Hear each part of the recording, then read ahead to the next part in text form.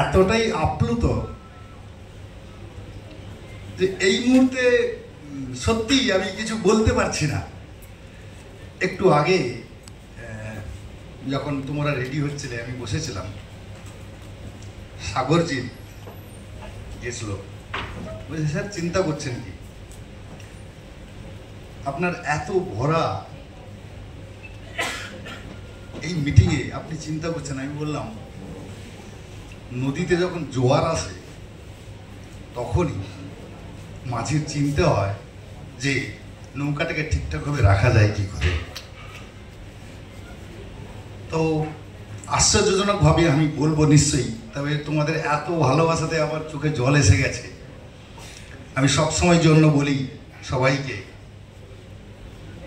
আমি যদি কলাপাতাতে খাই তোমরাও আমার সঙ্গে আছো, তোমরা তাই খাবে। আমি যদি রূপোর থালাতে ভাত খেতে পারি তোমরাও আমার সঙ্গে তাই খাবে। আর যদি আমি সোনার থালাতে ভাত খেতে পারি তাহলে তোমরাও সবাই আমার সঙ্গে সোনার থালায় ভাত খাবে। আজকে একাদশী, তোমাদের ভালোবাসায় আশ্চর্যজনকভাবে একটা ঘটনা তোমরা লক্ষ্য করেছো কিনা জানি না। এই মুহূর্তে স্টেজে 10 জন দাঁড়িয়ে আছেন সম্ভবত।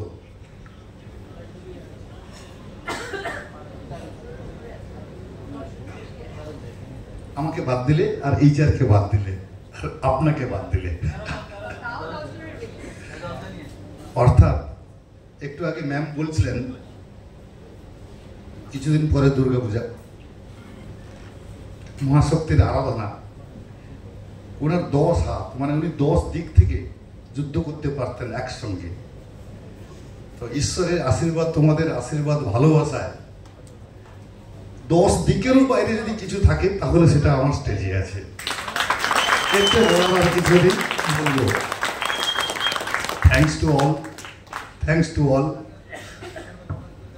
বসুন, অবশ্যই তোমাদের জন্য অনেক কিছু অপেক্ষা করে আছে সময়। Okay, thank you sir, thank you so much. কিন্তু স্যার যখন সবাইকে এত বড় বড় কথা বললেন, এবং সবাইকে বড় বড় কথা নয় স্যার, সবাইকে বড় মনে করেন ইকুয়ালি, এটা হচ্ছে স্যারের একটু অন্যতম বৈশিষ্ট্য, যেটার জন্য আমি মানে হয় না আমরা যে কোনো জায়গায় যাই যার কাছ থেকে অনেক কিছু শেখার আছে, এবং কিন্তু স্যারের কাছে শেখার এবং শেখনীয় জিনিস। তাই স্যার যখন আপনি এখানে উপস্থিত আছেন, এদের সকলকে আমার মনে হয় আমাদের কোম্পানির তরফ থেকে, আপনার তরফ থেকে একটু টোকেন অফ লাভ আমরা হ্যান্ড ওভার করবো। তো এক এক করে আমি একটু অনুরোধ করবো যদি ফ্লাওয়ার বুকেগুলো স্টেজে নিয়ে আসা যায়, তাহলে যারা যারা উপস্থিত রয়েছেন আমাদের শক্তি, আমাদের স্ট্রেংথ